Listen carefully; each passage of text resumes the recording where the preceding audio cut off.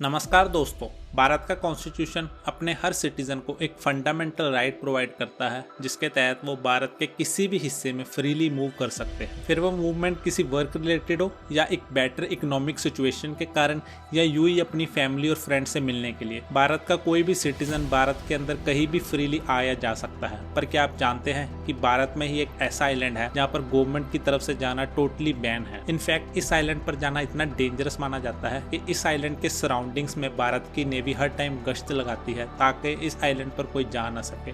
पर दोस्तों क्या कारण है कि इस आइलैंड पर जाना गवर्नमेंट की तरफ से टोटली बैन कर दिया गया है? चलिए इस वीडियो में जानते हैं।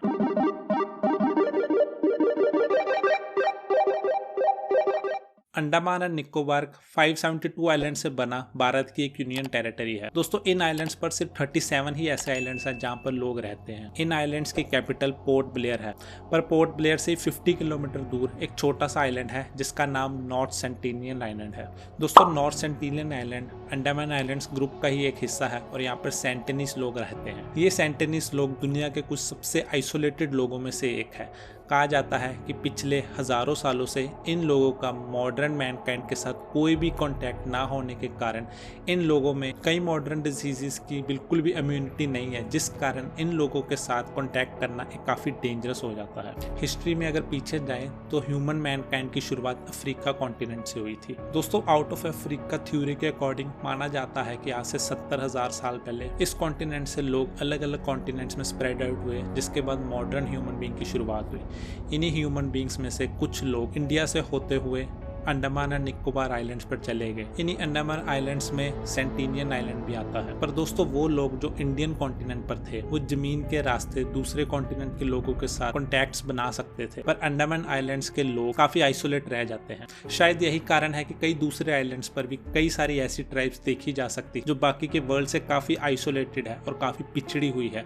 ये लोग दोस्तों मॉडर्न ह्यूमन के साथ अलग होने के कारण कई सारी ऐसी चीजें हैं जो नहीं करना चाहते, जिसमें से एक चीज है एग्रीकल्चर। दोस्तों ये लोग मोस्टली अपना खाना पेड़ों से तोड़कर ही खाते हैं। इसके अलावा ये जानवरों को मार के फिशिंग करके और टर्टल्स के एग खाते हैं, जबकि मॉडर्न ह्यूमन को देखें तो वो अपना खाना एग्रीकल्चर के माध्यम से खुद उगाकर खाता है। दोस्तों हिस्ट्री के रिकॉर्ड्स देखें तो सेंटिनियल आइलैंड्स के पास्ट रिकॉर्ड्स बिल्कुल भी नहीं मिलते। दोस्तों इन आइलैंड्स का पहला रिकॉर्ड 1771 में पाया गया है, जब एक ब्रिटिश सर्वेयर जॉन रिची इन आइलैंड्स पर कुछ लाइट देखते हैं, पर वो इन आइलैंड्स पर ना रुकते हुए अपने सफर में आगे बढ़ जाते हैं। अगले 100 सालों तक इन आइलैंड्स का कोई भी जिक्र नहीं होता, जिसके बाद एक इंडियन मर्चेंट शिप जिसमें 86 ट्रैवलर्स और 20 क्रू मेंबर होते हैं वो इस आइलैंड के पास क्रैश कर जाता है। दोस्तों ये लोग 3 दिन तक इस आइलैंड पर फंसे रहते हैं, जिसके बाद इस आइलैंड पर इन लोगों का स्वागत सेंटिनियन लोगों के द्वारा बोज एंड एरो से किया जाता है। दोस्तों हिस्ट्री में देखा जाए तो ये पहला टाइम था जब इन आइलैंड्स के लोगों का किसी आउटर वर्ल्ड के लोगों के साथ कॉन्टैक्ट किया हो, पर इन लोगों के इस तरह हमला करने से साफ हो जाता है कि ये लोग किसी भी आउटसाइडर से कोई भी तरह का कम्युनिकेशन नहीं करना चाहते। दोस्तों इस इवेंट के बाद ब्रिटिशर्स कई सारी कोशिशें करते हैं कि वो इन आइलैंड के लोगों के साथ कॉन्टैक्ट बना सके। इसके लिए वो एक बार अंडमान आइलैंड्स के दूसरी ट्राइब को लेकर इस आइलैंड्स पर जाते हैं।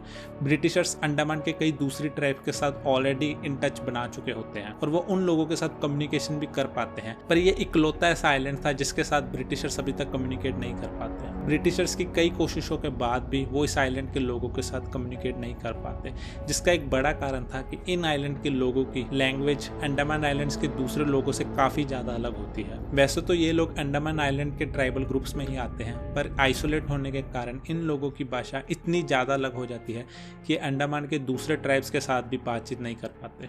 पर दोस्तों क्या कारण है कि ये लोग आउटसाइडर्स के साथ इतना वायलेंस के साथ पेश आते हैं? इसके पीछे एक कहानी छुपी हुई है। ब्रिटिश गवर्नमेंट के द्वारा भेजी गई एक एक्सपीडिशन जिसको मॉरिस वाइडल पोर्टमैन के द्वारा हेड किया जाता है 1880 में इस आइलैंड पर जाते हैं। वो इस आइलैंड पर 6 दिन बिताते हैं, जिसमें वो इन आइलैंड्स के लोगों की भाषा और इन आइलैंड के लोगों का कल्चर जानने की कोशिश करते हैं। दोस्तों 6 दिन के बाद पोर्टमैन का सामना एक एल्डरली कपल और 4 यंग बच्चों के साथ होता है, जिसके बाद वो इन लोगों को किडनैप करके पोर्ट ब्लेयर ले जाते हैं। दोस्तों पोर्टमैन के रिकॉर्ड्स देखिए तो उनका कहना था कि वो इन लोगों को ज्यादा जानने के लिए इन लोगों को पोर्ट ब्लेयर में ले चलते हैं, पर पोर्ट ब्लेयर में ले चलते ही ये 6 के 6 लोग काफी ज्यादा बीमार हो जाते हैं। कहा जाता है कि दूसरी दुनिया के साथ आइसोलेटेड होने के कारण इन लोगों में कई सारी मॉडर्न डिसीजेस की एंटीबॉडीज ना होने के कारण ये सब लोग काफी ज्यादा बीमार हो जाते हैं, जिसके बाद एल्डरली कपल की मौत हो जाती है।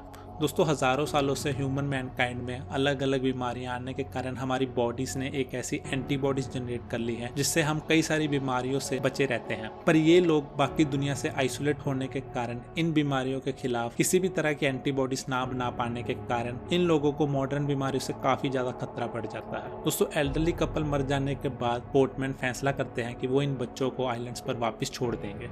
अब यहाँ गौर करने वाली बात यह है कि ये बच्चे बीमार होने के कारण जब आइलैंड पर वापस जाते हैं तो हो सकता है कि इन बच्चों के कारण कई और सेंटिनिस पीपल भी बीमार हो गए हों जिनसे उनकी मौत हो गई हो, और यही कारण हो सकता है कि ये लोग बाकी की दुनिया के साथ इतना वायलेंस के साथ पेश आते हैं। दोस्तों आज़ादी के बाद देखें तो काफ़ी समय तक इस आइलैंड्स पर भारत सरकार की तरफ कोई भी ध्यान नहीं दिया जाता, जिसके बाद 1967 में एक इंडियन एक्सप्लोरेटरी पार्टी बनाई जाती है जिसका मेन काम होता है सेंटिनियस लोगों के साथ एक फ्रेंडली रिलेशंस डेवलप करना, और इस पार्टी का हेड त्रिलोकनाथ पंडित जी को बनाया जाता है। दोस्तों ये एंथ्रोपोलॉजिस्ट की टीम कई बारी सेंटिनियल आइलैंड्स पर जाती है और कोशिश करती है कि इन लोगों के साथ फ्रेंडली रिलेशंस बनाए जा सके, पर हर बारी इन लोगों को वायलेंस का ही सामना करना पड़ता है। जब भी ये लोग सेंटिनियल आइलैंड्स पर पहुंचते हैं तो सेंटिनियल आइलैंड्स के द्वारा बो एंड एरो से इन पर हमला कर दिया जाता है। दोस्तों इसके बाद 1970 में इंडियन गवर्नमेंट के द्वारा सेंटिनियल आइलैंड पर एक पत्थर ड्रॉप कर दिया जाता है जिस पर भारत लिखा जाता है,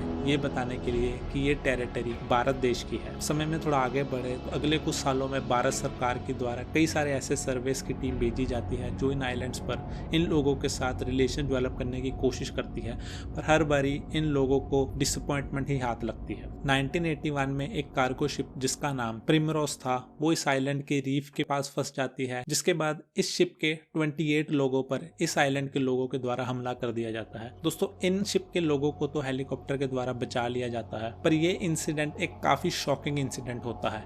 इस इंसिडेंट से पहले जब भी सेंटिनियस लोगों के द्वारा बो एंड एरो से हमला किया जाता है तो ये bow and arrow mostly would के द्वारा बनाए जाते हैं, पर दोस्तों इस इंसिडेंट के बाद नोटिस किया जाता है कि इन सेंटिनियस लोगों के द्वारा जो बोस इस्तेमाल किए जाते हैं उसके आगे एक आयरन की टिप लगी होती है, और कहा जाता है कि जो कार्गो शिप इस आइलैंड पर क्रैश करी थी सेंटिनियस आइलैंड उस कार्गो शिप के आयरन के मदद से अपने बोस बनाते हैं, जिससे ये देखा जा सकता है कि ये लोग उस कार्गो शिप के आयरन को इस्तेमाल करना शुरू कर देते हैं। दोस्तों इस इंसिडेंट के बाद भी कई सारी कोशिशें की जाती है पर वो सारी कोशिशें नाकाम हो जाती हैं। दोस्तों 1991 में पहला ऐसा मोमेंट था जब इस आइलैंड के साथ पहली बार एक पीसफुल इंटरेक्शन होती है। एक एक्सप्लोरेटरी टीम इस आइलैंड पर जाती है और वो पहला ऐसा मोमेंट था जब इस टीम पर सेंटिनियस लोगों के द्वारा हमला नहीं किया जाता और वो बड़े पीसफुली इन लोगों के साथ मिलते हैं। दोस्तों ये टीम इन आइलैंड के लोगों के लिए कोकोनट लेके जाती है जो इस आइलैंड पर नहीं पाए जाते, जिस कोकोनट्स को इस आइलैंड के लोग काफी खुशी खुशी एक्सेप्ट करते हैं। पर दोस्तों ये पहला और आखिरी ऐसा इंटरेक्शन था जिसमें कोई वायलेंस नहीं होती। इसके बाद जब भी कोई प्रयास किया जाता है इन लोगों से मिलने का,